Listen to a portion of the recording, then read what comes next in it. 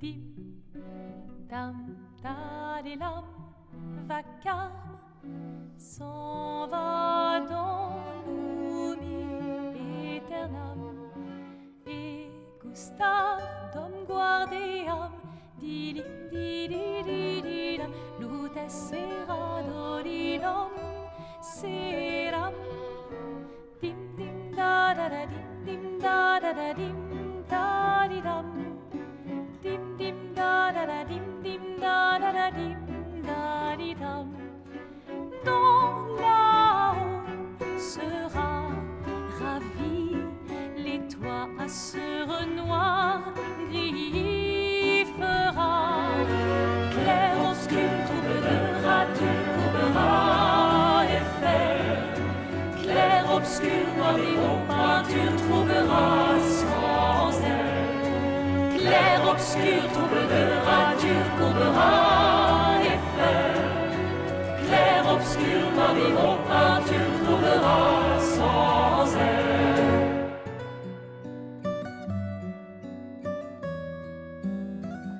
For those undeterred by persistent misconceptions, there was never the need to prove that turn-based RPGs were still a genre worth of their time. And yet, Clair Obscur Expedition 33 set out on an arduous journey to prove a point, only to return as nothing short of a modern masterpiece. After being disappointed from all the big releases I was looking forward to in recent years, I kept myself cautiously optimistic since its reveal, hoping that at the very least we would get an incredible soundtrack, if the trailer music was anything to go by. Standing at the end of the journey, I was left holding such an incredible experience that it would be a right down criminal to deny Clair Obscur of its rightful place as this year's Game of the Year. The question everyone is asking now is how did they accomplish such a feat? And if you allow me a few minutes of your time, you will understand that if there was a game to play this year, it really should be this one. As every aspect of Clair Obscur is carefully intertwined to compose its incredible experience, it's difficult to analyze its individual parts while keeping the story altogether separated. Bearing that in mind, I must give a brief synopsis for the sake of context, but nothing outside of its prologue. Although, if you are already convinced by what you have seen and heard so far, I highly recommend that you stop watching for now and go play it for yourself, as I strongly believe that Clair Obscur becomes better the less you know about it. In the isolated ruins of Lumiere, the remnants of mankind prepare for the next Gommage, a cataclysmic event that erases everyone over the age painted on the monolith at the end of the world. With each passing year, the number grows ever closer to a final complete extinction, so a team of people, often those who are marked to be erased next, depart from the safety of Lumiere in hopes of reaching the monolith, or at least carve the path for future expeditions, all to stop the paintress and her cruel cycle of death. While the monolith is always looming over the horizon as a grim reminder of their fate, the path is not as straightforward as you might expect. To even be able to reach it, they must travel through many of the landscapes created by the paintress, equally populated by their own creations. And while there are quite a few friends to be made along the way, most of the denizens of this world are severely against strangers.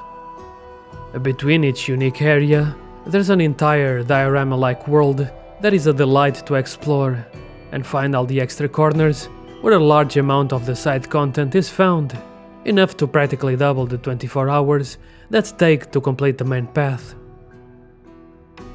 It might seem brief for the genre standards, but it's the perfect length to not overstay its welcome, in case you are only interested in seeing how the story unfolds. There are no random encounters, and you can see every enemy before a fight starts, allowing you to hit them first for an initial advantage and finish an encounter even faster. Each zone is basically a gorgeous painting to explore, carefully built to never drag for too long by being occupied with just the right amount of enemies. with only a few of them being truly obligatory to progress further. It should be noted that the game has no puzzles of any kind, probably because each different enemy formation already works as a puzzle in itself, where you have to figure out the most efficient way to dismantle the synergy of the opposing group with your current party. So far, everything that I've shown is still similar to what one would expect from the genre, so why should you play this one even if you are saturated with turn-based systems? The problem was never the turn-based nature of the traditional RPGs, but the stuttering flow that is frequently associated with it. They often entail a long journey, so there is going to be a lot of numbers to look at and repeated attack animations ad nauseam. So how does one alleviate the problem?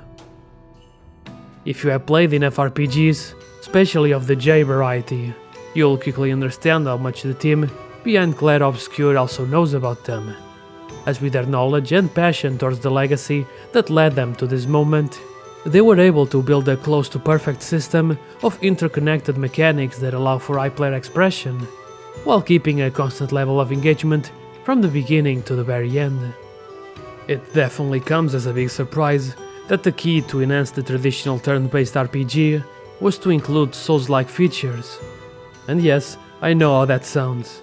In hindsight, it's incredible how no one thought of doing something like this before, as it all works surprisingly well. At the same time, this also works as a recommendation hook for those who might still be on the fence about committing to a turn-based RPG in the present year. With a claim such as, "It's kinda like Dark Souls," they might push a few more hundred copies, and if that is enough to get more people to give Clair Obscur a fair shot, then I'm all up for it.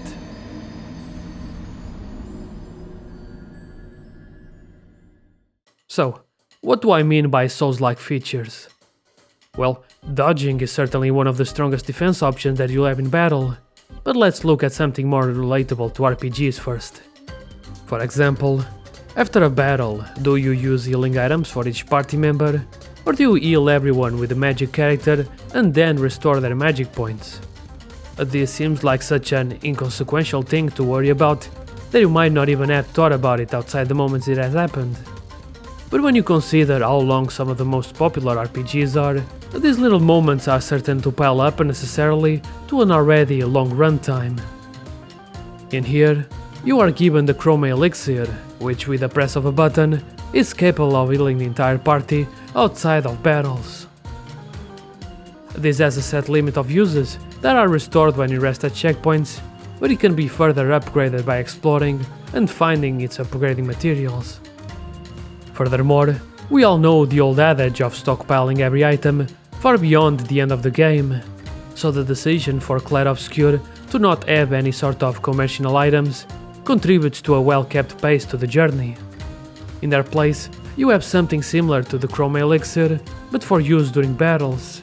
One heals a party member, the other restores AP, and the last one revives a fallen party member. With this, you don't have to worry about any sort of item management, which extends to the party's equipment. There are no clothes or armor here, the only thing you can actively change is the equipped weapon, and much like a Soulslike, each weapon has bonus stat scaling, which means that it will deal additional damage the higher the corresponding character stats.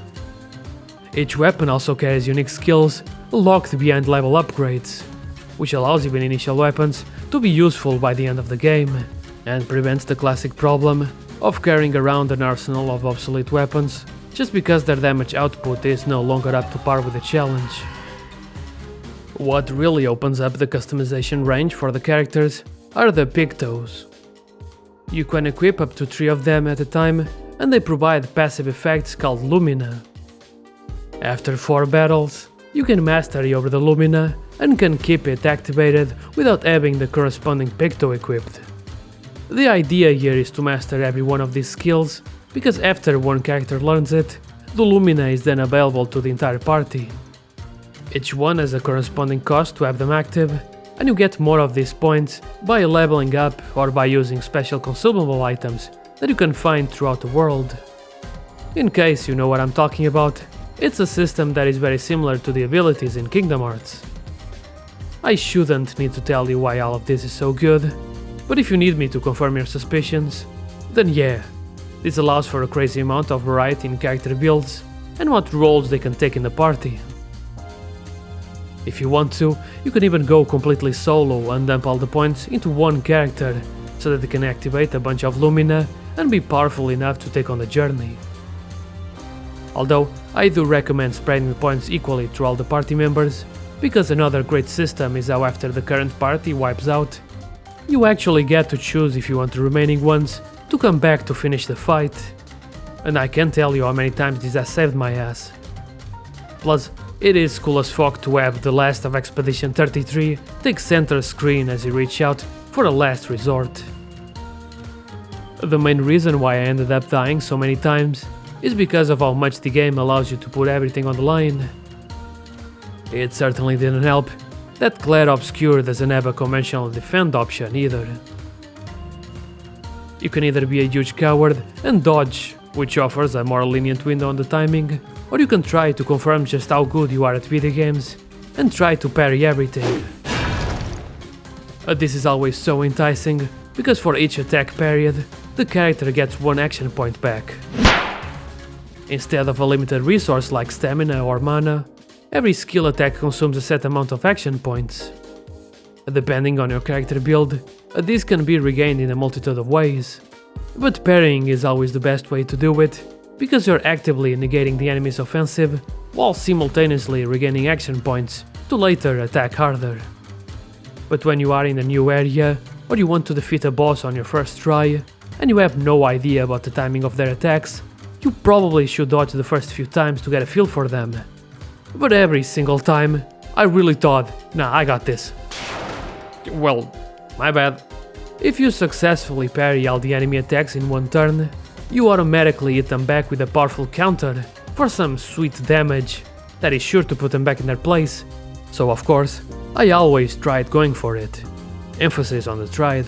Oh no! On top of all of that, you have to always keep in mind the synergy between all the unique systems for each character. You got your usuals for the genre, like attacks that can buff other party members or nerf the enemy. But you also got other status effects, which can prove further effective when playing off each character's main gimmick. For example, Mael's skills cause her to switch between stances, and while each one has their own uses, the one you should always try to be at will allow her to deal double the damage with no penalties. The easiest way to achieve that is to use a skill that causes the switch when she hits an enemy that is burning. She can apply that to an enemy by her own, but that would waste 2 turns. But if you have Luna in your party, you can make her apply the burning, which in turn will generate stains that she can later use to make her own magic stronger. If you manage to line up the turns correctly, and get back to Mael when she is able to deal double damage, while she has enough action points to cast the most powerful skill, you can get some pretty sweet numbers to pop out of the enemy. And if you pair all of this against a marked enemy, which makes the target take even more damage, you can basically send them straight to space in one go. This might sound really complicated when you try to consider what all of the party members can do together, but by having each character start with the basics, you are able to get acquainted with everything at a fair pace, so that you are able to piece together your own powerful combinations. To the point that when you encounter a specific enemy formation, you are able to go through the menu inputs so fast that they barely appear on the screen. Of course, as the journey goes on, and you prove that you understand the basics, the game will keep on evolving with additional systems, but it never gets to the point of being troublesome. If you ever feel like you made a mistake on your decisions, or you wish you could rebuild your character to better accumulate a new strategy, the game is more than lenient on that regard, as you can very easily reset any character's stats or skills by the use of a special consumable item. And you don't need to worry about spending those either, because the game throws them at you like they are candy. Speaking of sweet things, it's nothing new that the music from these types of games usually outgrows their origin, superseding even the knowledge of their own existence. Even nowadays, the stigma towards the value of video games is still so low that the most ignorant layman might think that we're still doing the old 8-bit bips and bops for music, while the fifth Persona is just a pretty catchy jazz album. I think I'm able to confidently say that I've listened to a fair share of soundtracks, so you can believe me when I tell you that the music for Clair Obscur is easily one of the best in the medium, and quickly established itself as one of my all-time favorites. When you nail the final strike on a boss, and you get this cool slow motion shot where the music dynamically shifts down to show the results, it all ties together with how instead of the expected button to continue forward, they called it "We Continue." Yeah! Yeah! We fucking continue! Such a simple thing, and yet, after each battle, no matter the struggle, there wasn't a time where I wasn't filled with determination to keep going. Were you to trade it for something else, or even mute it, and the game would lose more than half of its charm. It's just that well integrated into the experience. The soundtrack extends to such lengths to elevate every unique moment that when I thought I had heard all the best it had to offer, the game just kept on pulling new tracks that I didn't think they were possible. I am now left wondering just how much of the total budget went into the music, because by the amount of raw emotion that comes out from each track, I would have to say it was pretty much all of it. Even the ones where I would expect a basic composition, they kept firing on all cylinders. For example, the merchants that you can find throughout the world come from a race that loves to fight, so to be able to buy some of their wares, you have to best them in combat. And the track that plays for them actually didn't need to go that hard. I don't know how to explain it, but it starts by sounding like something straight out of an RPG Maker game, but if you somehow manage to drag the battle for long enough, you get this sick guitar riff that is just...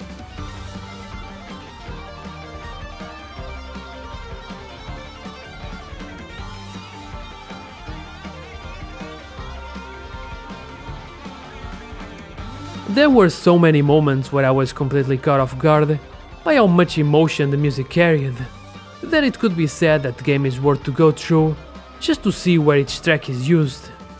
Special mention to the moment where during a particularly important boss encounter, I realized that the male vocalist wailing in French at full power was none other than the man, the legend that sings the recently popular Virgil theme from Devil May Cry 5. Yeah, you know what? There was exactly one man they could have gotten for this, and they got him. My personal compliments to whoever was behind all of that. In the end, I would be grasping at straws to find any significant problems that really sour the overall journey, but I should still try to find something to complain, if not only to give my opinion some legitimacy. Otherwise, it will start looking like I was paid to say all of this. Each area is recreated to such detail from its concept art that it gets to the point where it's sometimes hard to navigate, but only if you are trying to completely acquire all of its treasures. More often than not, I would stumble upon the boss and had to go back with the knowledge that at least everything left behind was not the main path. There's also the fact that the character often gets snagged on small debris or other landscape edges, mostly because in the search to find every secret, you sometimes try to see a path where there really isn't one, and the character just pulls out the classic video game fumble. And then there is the menu interface. They really want to make sure that you are aware of every number and calculation, so footage from past the half point looks incredibly overwhelming. When you get to this point, you know exactly what all of this means, but still, each screen is packed to the brim and it gets a bit hard to look at. I guess the music transitions could be further fine-tuned. For example, when you exit the results screen, the music gets cut abruptly, so I wish it could at least fade out or something to that effect. By this point, it seems like I'm saying the same about every game that has released this year, but I really believe that Clair Obscur Expedition 33 will get to the end of 2025 as the game of the year. There are only a few more releases that I'm personally interested in, and they would have to pull nothing less than a miracle to steal the award away from Clair Obscur. They set out to make a game they would love to play, and that passion is felt on every detail. All of the cutscenes run in real time, but despite being aware that the use of cosmetics could change their tone, they still put in the option to allow them to stay on at all times, because it's fun. And that should tell you everything you should know about this game. On the other hand, this passion is definitely what made them put a woman that is constantly barefoot as a party member. Come on guys, really? He transforms by collecting Neverun fate. Don't ask me how it works. I've never understood. They really went all in on that, huh? Thanks for watching, and I'll see you on the next one.